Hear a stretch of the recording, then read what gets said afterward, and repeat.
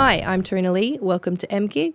On this show, Marky, musician from the Mercy Kills and local band booker, will be joining me for a quick chat about how his band's been affected during lockdown. Matt Ryan, creator of Munster Time Zines, will also be joining me once again later on in the show. The music industry has seen many changes in the last 2 decades where it has been trying to reorganise itself. But what sort of damage has the current coronavirus done? Patrick Donovan, CEO of Music Victoria, has had a long journey with music, from being the chief music writer with The Age, playing in bands and disc jockeying. Patrick is a member of the Victorian Live Music Roundtable and is on the board of the National Film and Sound Archive. He joins us now. And Susie Cupie-Doll from St Kilda Live Music will be joining us a little later. Hi Patrick, thanks for joining me. Hi. How are you going today? Doing fine, thank you. I just wanted to say, first off, a big congratulations to Music Victoria for reaching 10 years. Thank you. Yes, we've never had such big challenges. We're all ready to celebrate our 10th anniversary and think how far we'd come since the Slam Rally 10 years ago. But then we sort of got plunged back about 50 years, and so we've had to be agile and adjust. But yes, it's nice to have 10 years under the belt, so we're sort of, as best as we can be prepared for this issue. Yeah, definitely. Well, obviously, I want to ask you, your views on how lockdown has impacted the music industry. Yeah, look, obviously the live music industry has just been obliterated. It was one of the first to close down. It'll be one of the last to reopen, particularly small venues where it's hard to do social distancing. So the live music venues, the artists who perform live for their main source of income, all the hospitality staff, the band bookers, the booking agents, anyone to do with the live side has really been completely obliterated. So it's been a complete mess, and we're trying to sort of prioritise on, supporting the artists and the venues and the industry, and just get everything ready to start again and start the recovery. Yeah, and I noticed Music Victoria's put up free memberships till June 30th to help, obviously, musicians and people who are part of live music, which is great. What are some of the things that Music Victoria can offer at the moment for people who are affected by this? Yeah, sure. So I suppose one of the key things we offer at the moment, which a lot of artists in particular, industry workers are really suffering from, is just disconnection. They're so used to sort of being around other music industries. So, people have been reaching out. We've doubled our membership in a week. People wanting to be part of something, wanting to be in forums, wanting to know the latest information. So we're sort of a portal for any sort of government support or anything we hear about. We have on our website, and we regularly communicate to the sector. We're also the mechanism for the sector to feed back their needs, for us to feed those back to government. So that's been really heartening to see how many people have been part of our venue owners groups and bookers groups and musicians groups. So over the last sort of 6 weeks, it's very much been about feeding the relevant information about how to get on JobKeeper and JobSeeker, and accessing the rental code of conduct, all of the grants that are available. And then we've also been sort of lobbying government and local government, urging them to, support the artists through this time. So I suppose one of the key things we do is connect the industry together and provide that united voice to government. We have a lot of discounts, about 85 discounts for our members, which they can't really access much at the moment. But as soon as the industry reopens and businesses reopen, they'll be able to access that. Yeah. We're about to go out with the Music Victoria Awards. So there's a self-nomination process to make sure you're considered for that goes to members. So that's another thing that we're still thinking that will run later on in the year. We feel like it'll be important for people to come together. But I suppose what we do is we consult, we feed information, and then we find out from the industry what are some of the key things that they want, and then we take them back to government. And it all impacts on the professional development and programs that we run, like Cultivate, it's a women's leadership program, and Live Music Professionals for mid-career promoters and live music venues. So we run a bunch of programs, and if you're a member, you're hearing about all of the things that are there to support you, and you're sort of first in line for them. Yeah, which is fantastic. There's been, just in even the last month, so much different funding has popped up to help artists, all around, not just even musicians, but anybody sort of involved, which is fantastic because we're definitely in need of it. Also, how do you think with this lockdown, obviously everything's gone digital at the moment. We've got a lot of musicians on there streaming. How do you think this has affected sort of like the new content that musicians put out there as well? Like I know AMCOS have just brought out this sustainability fund to help songwriters and composers and stuff. Do you think this will have an effect on the sort of content that comes out in terms of the music this year with the lockdown? Yeah, I think so. I mean, one of the key things that we've been hearing from artists is it's all been about survival, and the expectation that artists just create this magical music in their spare time is a fallacy. So we've certainly been encouraging any grant support, and even if it's $1,000 or $2,000, that can go a long way. Obviously, artists have a lot of ideas in their head and a lot of frustrations in their head, but there's now opportunities through these grants for them to record. We've also done some deals with Yamaha and provided some home recording kits as well to First Nations artists and some other artists, some of our members. So giving them the means to record at home.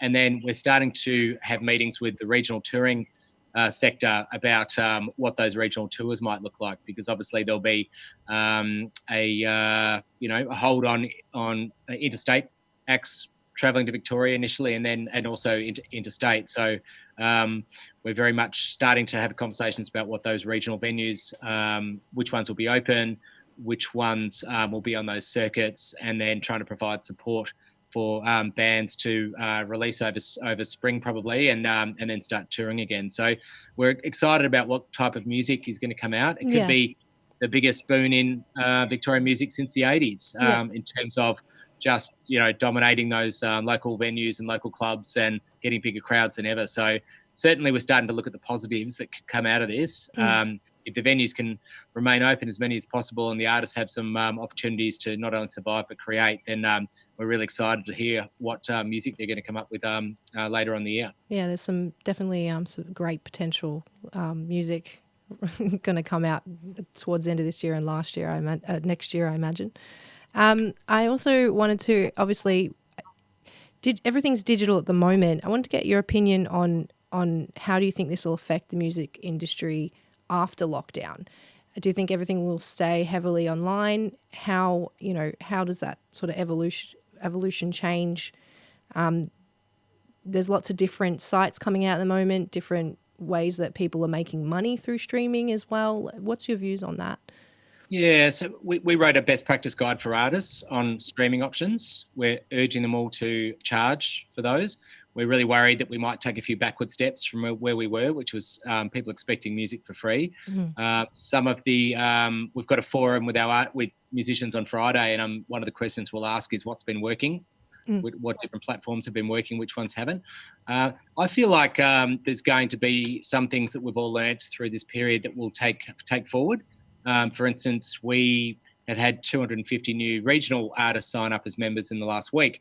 So we're now realising that if we want to get to as many regional artists as possible with professional development, then it's best to keep doing it on Zoom.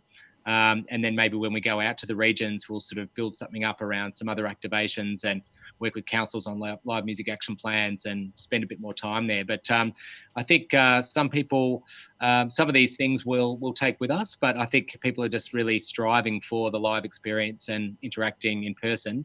So I think there might be combinations, particularly during the restricted performances, that some venues might put on a show for 30 to 50 people at a premium ticket price, but they still might stream it to everyone else who doesn't feel comfortable coming out. So I think we'll take hopefully the best out of what we've learned, and then hopefully throw the rest away and never have to bloody think about it again. Yeah, fingers crossed. I also wanted to talk. You were talking about you're looking now, focusing on. Oh, we've got Susie in there. Hi, Susie. Hi. Sorry, lighting's not good. That's okay. We can see you. I was just asking Patrick about. He briefly spoke about that they're looking at regional tours and stuff once that's accessible. But I also wanted to ask the question about international touring and how that's going to influence the Australian music scene. I think this is going to be a great time for the Australian music scene, even though it kind of sucks that our artists won't be able to tour Europe and America for a while, but it's going to give a chance for Australian artists to be on the bigger stages. So this is our time to incubate our artists, because everyone knows, Melbourne's got the best music scene and we've got these most amazing bands, but they don't get the profile that they deserve because, everyone still wants to go and see, I don't know, I'm not going to say any names, but, the big way, this is our chance to move up a level, basically. Yeah. My silver lining is I see Australian artists getting a much bigger chance to get on better stages and with better pay. Yeah, and I think there'll need to be a really big audience development campaign, and Absolutely. we need to make sure the venues and festivals that open are doing safely and the public have confidence in that, because we'll be asking music fans to take a bit more of a punt like they used to do. Go out to a festival even if you only know a couple of the bands, and there are so many acts out there that most people aren't really aware of. So that's something that we're really hoping that the audiences will come out, because we know the bands. I think it's going to work well for Australian musicians in general. Yeah.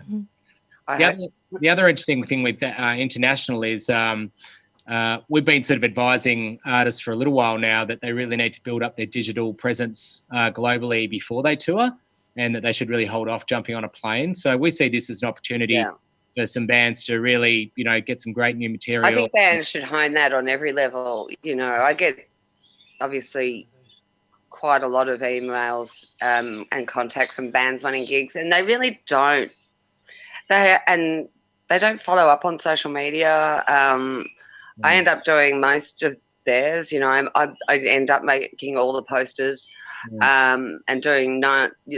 Some bands are ace, some bands do none. And I really think that if you're going to be doing this as a job, which we do, the bands need to. It's a good time for them to reflect on how they project themselves, and on their Facebook pages even, and just, because I go through and I work with a lot of bands every week with the SB and the Vineyard, and I go to check their bios and I read their descriptions. Like, I am I do pay attention. I know how much social media each band does, and I know how much effort that they've done in promoting themselves. Some of your suggestions on how people can support the music industry at the moment? Well, firstly, if your employer hasn't applied for JobKeeper yet, they can still do that up until the end of May. So definitely, number one, get onto JobKeeper and JobSeeker. Secondly, go to Music Victoria's resources page and have a look at all of the grants that are available. There's quite a few out there at the moment. And I think one of the best things to do is get behind your community radio stations. Triple and PBS has just launched its radio festival today, and that's sort of the heartbeat of Melbourne. When all the other music stopped, it's been such a refuge for us all and a connector to be hearing Triple R and PBS 24/7. So I think it's very important for people to support PBS at the moment during its membership drive, and that's a way to make sure that it's almost like, when the state live music scene's been on life support, the last beating heart has been, Triple R and PBS and community radio. And I think that's really important to get behind and support that because, without them, then the world does go a bit quiet. So look after yourself, but then look after, places like PBS and Triple R. And also please join up to Music Victoria for free while you can to June 30, because we update regularly on everything that's available, and we're also really keen to hear from everyone about any good ideas or what could help, because we have a very supportive government in Victoria, and they're committed to supporting us for the long haul. So please come and join the conversation and join our family.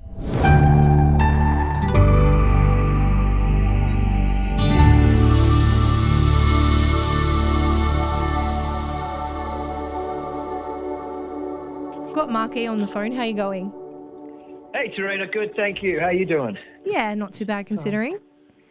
All right. I'm just stepping into the sunroom here, looking out over Security Beach. It's Lovely. a good time for a sunroom right now. Got the sun shining in. Here we go. Yes, nice. I wanted to sort of get a start of where you were with your music before lockdown and how it's affected the band and yourself as a musician. Yeah, well, look, it's affected us greatly. It's well, obviously live. We had a lot of plans for this year. We just signed a deal, so we were talking about shows, interstate shows, and also plans for overseas as well. So obviously all of that has been put on the back burner.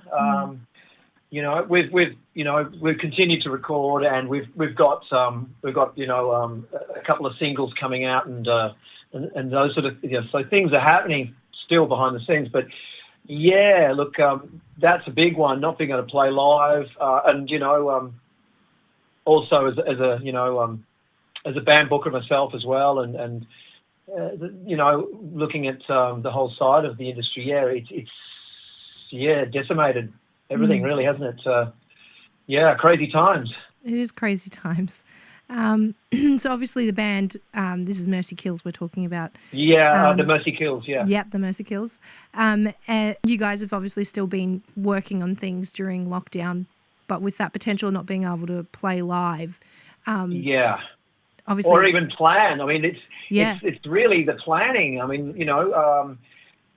we were looking at putting a tour together. I mean, this is in February, Jan-Feb, we were talking about what's the strategy going to be. Where we were looking at sort of mid-year for some interstate shows, and then towards the end of the year we were looking at some overseas stuff. And of course, it's the label's now saying, well, forget anything really for this entire year now. On that note as well, international touring, how do you think, in your own opinion, how do you think that that pause will have an influence on the Australian music industry? I think it's going to be a slow startup. With you, like, as in artists, well, there's artists coming here, and of course, and Australian artists going out. It's just going to be a very slow, gradual process, I guess. It's certainly unprecedented across the board. So I saw the other day about festivals. They're saying possibly we won't have festivals for another maybe 2 years. I also saw something about they were thinking of opening festivals, but you'd have to be tested first before being able to enter the festival. Yes, of course. Yeah, that's how that's the only way to do it, isn't it? Really? Yeah, it's interesting. I wonder if it takes some of the fun out of going to a festival or not. That's a whole nother can of worms, isn't it? That whole side of it. I did want to ask you though, as you mentioned, being a band booker, and the possibility, obviously, of venues opening up again on the 1st of June with a limit on patrons, that they're talking about 20 people at first and then upping it to 50. What's your opinion on that? Do you think that's viable in terms of live music starting up? It's a real catch-22, Terina, that one. That's because obviously a venue's not going to. I mean, they're going to be limping into it. If they're only allowed, say 20, even up to 50 people. I mean, I don't know, how do you make it work? I mean, it's always been like get people to your show, isn't it? That's always been the thing. Hey, we'll put you guys on, and hey, if you pack the joint, fantastic. So how does that now work? My opinion on that is that there won't be much interest in putting on live stuff if we've still got restrictions of, say, 20 people, 30 people. I mean, look, I don't know. What do you do? Do you just sort of say, tell people not to come to your gig? I mean, I don't know how it's going to work. Do you have like your special 10 or 20 friends that are allowed to come? Or I don't know. How does it work? It's just, I think they'll just go, okay, for example, I'll say bar X or whatever, just opens its doors. They can have 20 people, 30 people, and I guess they just trade on those people and keep the overheads down, which means no sound engineer, no band, no security, of course, is another cost. I think they'll initially just have to keep all those overheads as low as possible and just rely on that scattering of 20 or 30 people that they're allowed to have, and just hope that that'll at least cover the electricity bill, Yeah, well, potentially it's maybe a good start to I guess, get some of the venues surviving or getting some form of income. But in terms of music, it doesn't seem very... Yeah. No, that's right. It's the first step in reopening. But, yeah, as far as the live side of things, yeah, it's going to take... for those venues, I guess, you've got to have enough people in there or allowed to be in there. And talking about, obviously, said the band's still very busy, even without having the opportunity to perform or tour. We're talking about a lot of things have gone digital now. A lot of people are online streaming. There's different, platforms coming up where you can, make money for the musicians or even the engineers and the venues. I guess, what are your views on that? What positives and sort of negatives do you see out of that as a musician? Well, look, it's great. Yeah, I mean, if you can get anything out there, if it's you in your lounge room kicking out a few tunes, it's staying connected. That's the thing, isn't it? We just got to stay connected. However you can do that. If a digital, if that's all you've got to work with, then do your live stream and do anything you can. I think we're about to drop we've got 2 new singles coming out shortly over the next month or two. June 1st, we've got a video and a single, which will be the first thing, the first release from this new signing we've just done. So look, digitally, we'll have sort of new releases going out. I'm not sure. We haven't done any sort of live streams or anything like that yet, but look, as I said, we've got a video going out. It's exciting. It's for a song called Alone, and it's quite, appropriate right now. I think a lot of people will relate to that. That's going out on June 1st. Yep. Look, great. I think it's fantastic that there is that. Nowadays, we have that opportunity to get our music out and to have a profile, online. Thank you. Very, very, very strange times indeed. Definitely a lot of unknowns at this point, but thank you for chatting to us. Oh, my pleasure. This week we begin our regular segment of profiling an artist. Violet Anderson started in the classical side of music, but then took a different direction. It wasn't an easy road for her, but with perseverance and determination, Violet produces her own style, executed in an undeniably fresh, unique flavour.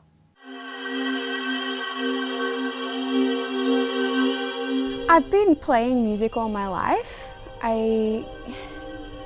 It's hard to know where the industry starts and ends. It's sort of a bit of a grey area. There's so many different ways to participate in music in Melbourne. So, I did a music degree after I finished school, and I've taught piano and worked in music shops and performed in orchestras, and then started releasing hip-hop music and, slippery slope into the music industry. It was a tricky thing because, I did this music degree because I wanted to make music and be creative, but I ended up doing classical music because I wasn't in a band and I couldn't sing and I didn't know what my outlet could be to create and perform. So, but classical music's pretty accessible because it's in every high school, and I'd learnt to play instruments, and so I could audition and get in, and I did that. But for most people, it's very difficult to be employed as a classical musician. Most people have to do heaps of teaching and then everything else on the side, and it just wasn't the right fit for me. And I wanted to make my own stuff, and I wanted to be on stage, and I wanted to do my thing. So I went away and I wrote some music. I wrote all different kinds of styles, but I wrote a rap because I'd been listening to Kanye West recently and at the time, and still do, and I really liked it, and I thought, oh, I'll have to do something with this, and so I made a rap alter ego and made a beat for it, and I just kept doing it. Had to teach myself heaps of stuff because I didn't have anyone to ask. I had a few people who helped me a little bit, but I didn't know anyone who made hip hop when I started, so I started trying to go to every local hip hop gig I could find and try and meet everyone. And that was hard because, not everyone's friendly, and a lot of people will pretend to be your friend and, not have your best interests at heart. And, yeah, I got treated really badly by a lot of people, to be honest, but you know, I stuck at it, and I found some good people, and yeah, I'm able to make music. Be careful who you trust. Yeah, it was especially hard for me because when I started, hip hop wasn't as popular as it is now.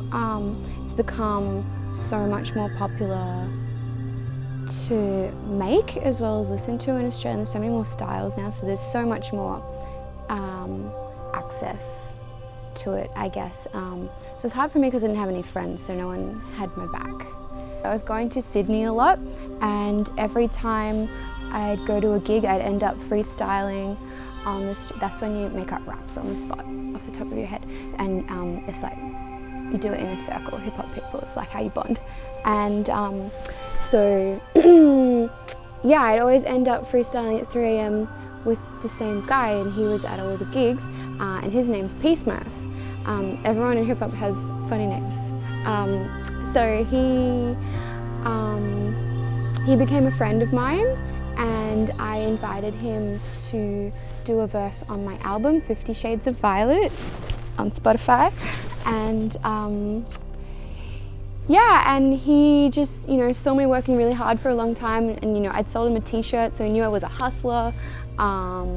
And he likes the music I make and knows I work hard, and he ran a record label for like probably 7 years or something with a group of people called Big Village, and that was very successful, but he was ready to start something new, and he got approached by yeah, someone to run a new hip-hop label, and so he's spent the last 6 months to a year or something building that up and signing a few acts, and I was one of the acts that he wanted to sign. There's been a lot of bullying, a lot of misogyny. It's a big boys club. Like, a lot of music industries are like that, but unfortunately in hip-hop, it's like the gender balance is way off. Like, it's mostly men.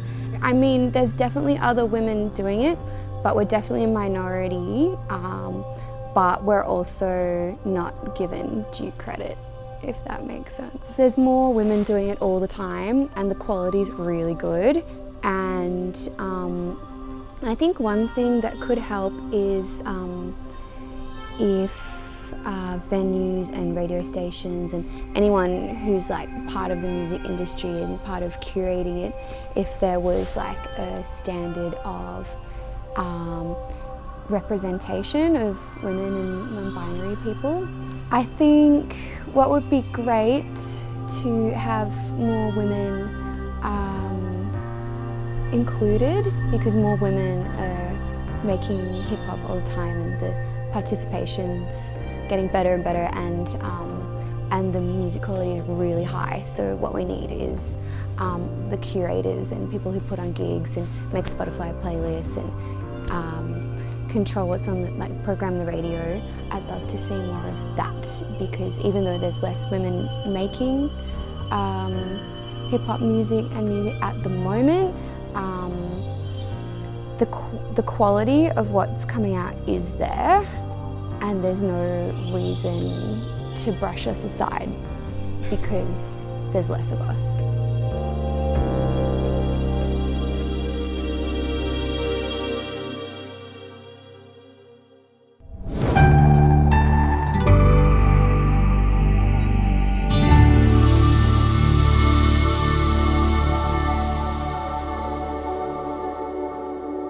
Matt Ryan joins me now. I spoke to Susie quickly about how it'll be